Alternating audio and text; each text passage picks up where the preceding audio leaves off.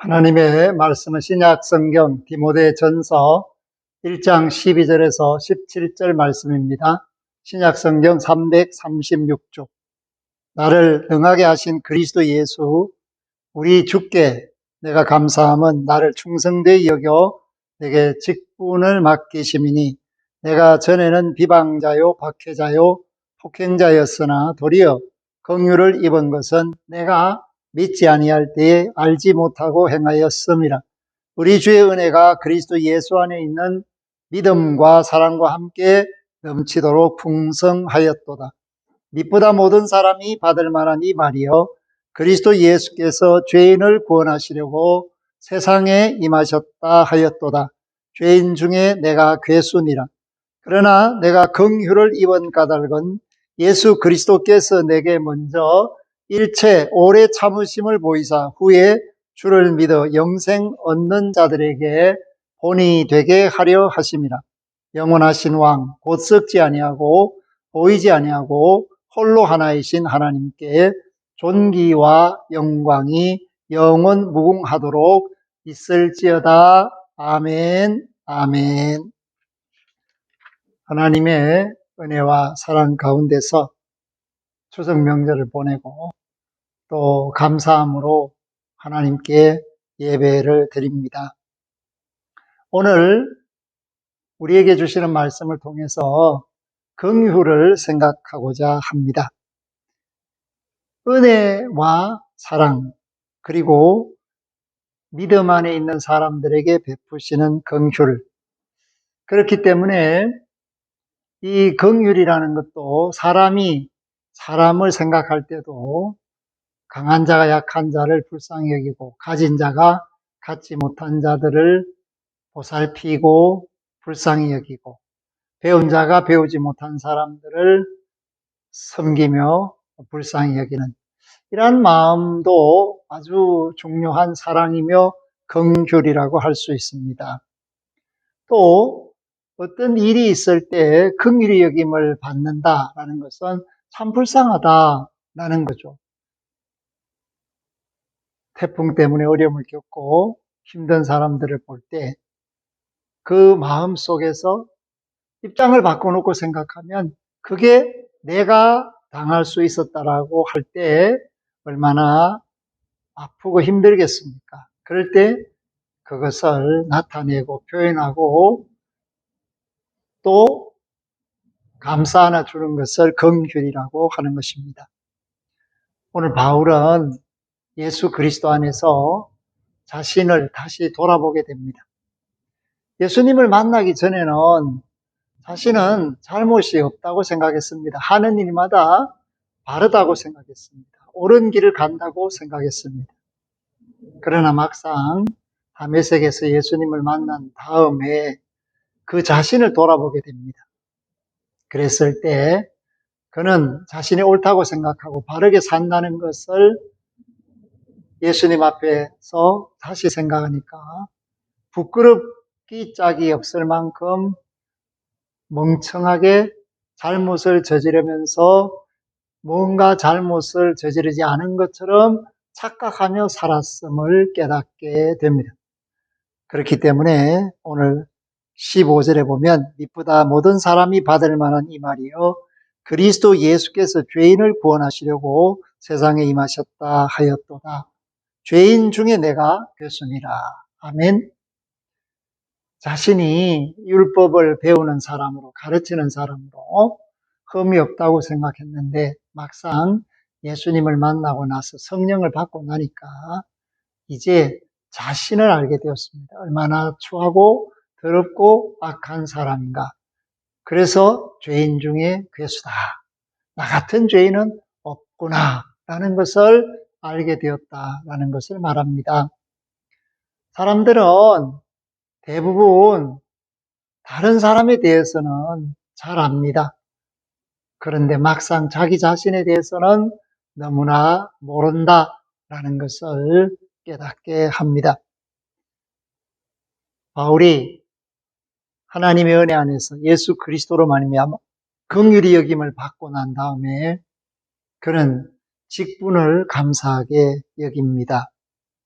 그런데 많은 사람들이 어떤 일을 할 때 내가 이거 했다고 감사하고 할 수 있었다고 감사하는 사람이 있습니다. 하나님, 이거 내가 했습니다. 너무 감사합니다.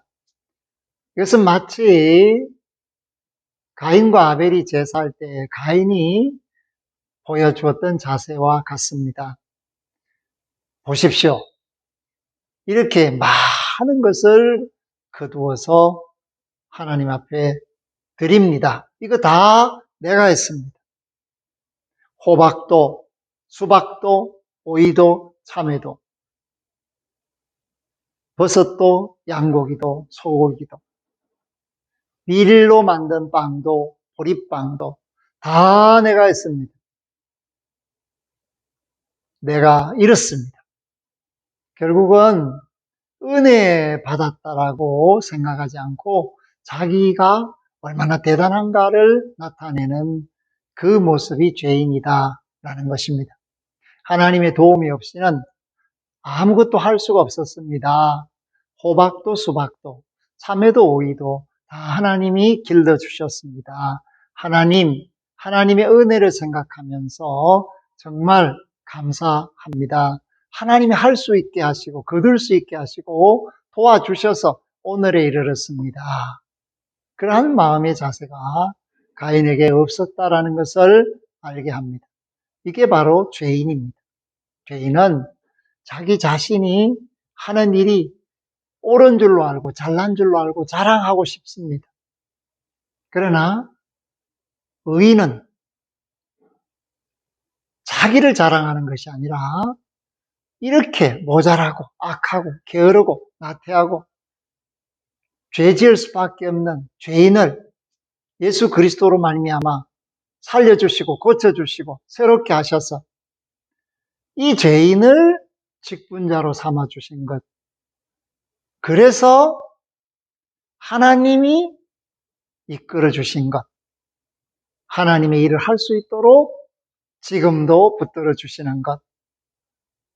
그것이 감사해서 기뻐하고 즐거워하고 노래 부르는 사람이 의인이다. 그렇게 말할 수 있습니다. 오늘 자기가 잘못했다라고 생각하면서 사는 사람들이 많지 않습니다. 잘못해놓고도 오히려 큰 소리 치면서 자기 주장을 하는 사람들이 얼마나 많습니까? 바울도 자기 자신을 돌아보니까 13절 내가 전에는 비방자요, 박해자요, 폭행자였으나 아멘. 자신이 얼마나 철없고 모자란 사람이었는가에 대하여 말을 합니다. 그런데 이런 죄인이 긍휼을 입은 것은 믿지 아니할 때에 알지 못하고 딴 길로 가고 있었기 때문에 하나님이 나를 긍휼히 여기셨다. 그러니까 하나님께서는 잘못한 사람들을 잘못했기 때문에 무조건 정죄하시는 분이 아니라 그 잘못했는데 알지 못하고 했다. 그것을 일깨워 주심으로써 긍휼의 사랑을 더해 주시기를 원하셨고 그 긍휼의 사랑을 이루시기 위해서 예수님을 이 땅에 보내주셨다. 그래서 14절에 우리 주의 은혜가 그리스도 예수 안에 있는 믿음과 사랑과 함께 넘치도록 풍성하였도다. 아멘. 이번 한가위에 누리는 그 모든 나눔이 풍성한 것 이상으로 하나님께서 예수 그리스도 안에서 우리에게 주시는 사랑, 믿음이 넘치도록 풍성하다라는 사실을 깨달아야 합니다. 하나님의 은혜가 그리스도 예수 안에 있는 저와 여러분에게 임할 때 그 긍휼의 풍성하신 하나님의 사랑을 깨달아 알게 될 때 비로소 우리는 긍휼을 입은 까닭을 생각할 수 있습니다. 많은 사람들이 전도하고 가르치고 선교하고 봉사하고 구제하는 그 일을 통해서 내가 긍휼이 입고 하나님의 일꾼이 된 까닭이다. 주의 일을 열심히 하기 위해서다. 그렇게 생각을 합니다. 그러나 그것은 온전한 답이 아닙니다. 온전한 답은 무엇이겠습니까? 그것은 하나님의 긍휼을 통해서 그리스도 안에 있게 하심 그 자체가 감사의 조건이고, 그리스도의 일을 할 수 있도록 지금 나를 써주심을 감사하는 거죠. 하나님이 나를 긍휼히 여겨주셨기 때문에 그 긍휼의 사랑 안에서 전도하는 겁니다. 그 긍휼의 사랑 안에서 지금 구제하고 긍휼의 사랑 안에서 봉사하기에 기뻐하고 감사하며 하나님께 영광을 돌리는 겁니다. 내가 긍휼을 입었기 때문에 전도하고 할 일을 다 했다.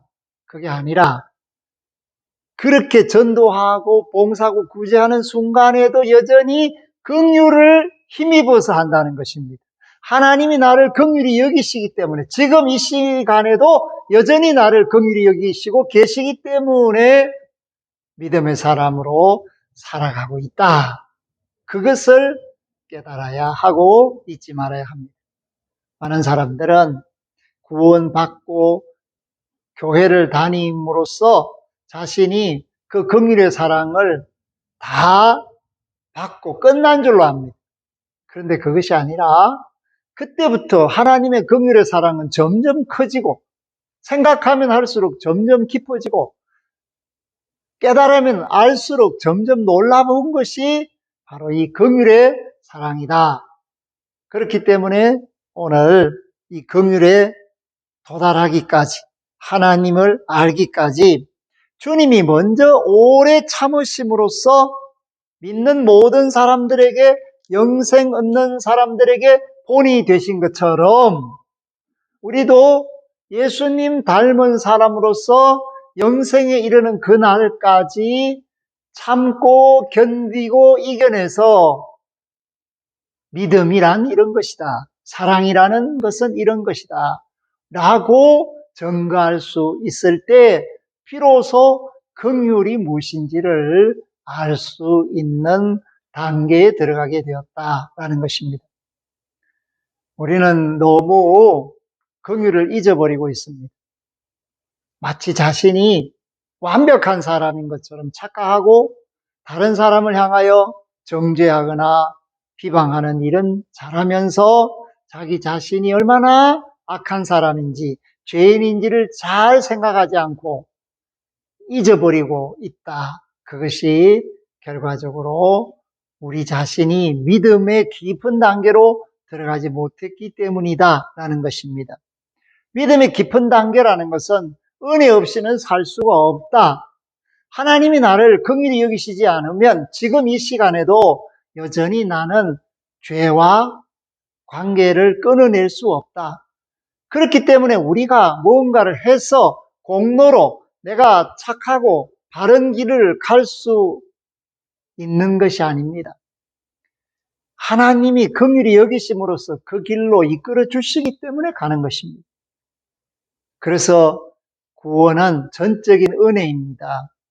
하나님의 은혜가 아니면 긍휼히 여김을 받을 수가 없고 긍휼히 여김을 받을 수 없으면 모든 것이 허사가 됩니다. 그렇기 때문에 우리 믿음의 사람들이 왜 겸손하지 못한가? 긍휼을 잊어버렸기 때문입니다. 왜 용서하지 못하는가? 긍휼을 망각하고 살기 때문입니다. 하나님의 긍휼이 지금 이 시간에도 나를 불쌍히 여기고 계시기 때문에 일을 하고 있는 것입니다. 주의 종의 일을 하고 있고 직분자 일을 하고 있고 성도 일을 하는 것입니다. 그렇기 때문에 긍휼을 주신 하나님께 끊임없이 찬송을 부르는 사람만이 진정으로 하나님의 자녀라고 하겠습니다. 그래서 17절에 보면 영원하신 왕 곧 썩지 아니하고 보이지 아니하고 홀로 하나이신 하나님께 존귀와 영광이 영원 무궁하도록 있을지어다. 아멘.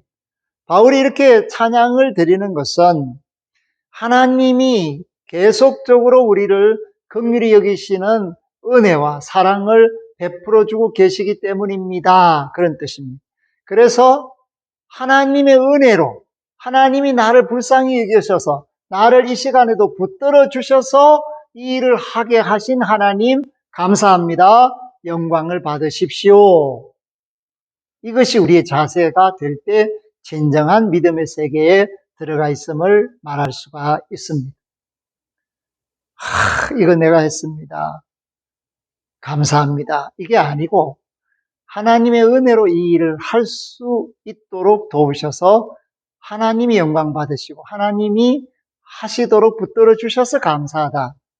이것이 바로 오늘 우리 교회와 한국교회와 세계교회가 다시 자리 잡고 일어서야 될 이유이며, 우리도 알지 못하는 사이에 우리 자신이 죄인이라는 사실을 망각하고 긍휼이 없어도 될 것처럼 예수 믿는다고 하면서 마음대로 살아왔던 모든 것을 깨닫고 회개하고 그 긍휼이 영생 얻는 그 시간까지 그 이후에도 계속되도록 바라고 원하고 기도하고 깨닫고 그 속에 있는 저와 여러분들이 될 수 있기를 주의 이름으로 부탁합니다. 아멘. 하나님 감사합니다. 긍휼에 풍성하신 하나님은 예수 그리스도 안에서 오래 참으심으로 영생 얻는 자에게 본이 되시고 긍휼을 입은 까닭을 깨달아 알게 하십니다. 그것은 긍휼이 아니면, 은혜가 아니면, 사랑이 아니면 죄인이 의인될 수가 없고 하나님 앞에 서는 자가 없습니다. 그런데 불쌍히 여김을 받은 사람들이 불쌍히 여김을 받고 있다는 사실을 잊어버릴 때가 너무 많습니다. 그래서 자행자제하고 교만해지고 오만해지고 결국은 자신이 죄가 없다라는 착각을 하고 악한 일을 하게 됩니다. 오늘 말씀 속에서 우리는 끝까지 긍휼의 사랑 안에 있어야 함을 깨닫습니다. 무언가 하는 것이 중요한 것이 아니라 나를 불쌍히 여겨서 직분도 주시고 그 일을 하게 하시는 하나님께 감사하고 찬양하는 믿음, 그 온전한 믿음이 모든 성도들에게 있게 하시고 한국교회가 그 믿음 안에서 다시 일어나 빛을 발하게 하여 주시옵소서.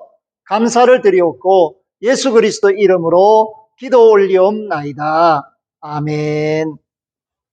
지금은 길이요 진리요 생명이신 우리 주 예수 그리스도의 은혜와 긍휼에 풍성하신 하나님 우리 아버지의 각별하시고 무한하신 사랑하심과 그 은총 안에서 세상을 살 수 있도록 이끌어 가시며 믿는 자를 위하여 간구하시는 성령님의 함께 하심이 머리 숙인 이들과 이전을 출입하는 심령들과 긍휼을 깨닫고 긍휼 안에서 영생을 얻기까지 겸비히 하나님을 찬양하기로 결단한 이들 머리 위에 구원받아 마땅한 이들 위에 영원토록 항상 함께 하시기를 축원하옵나이다. 아멘.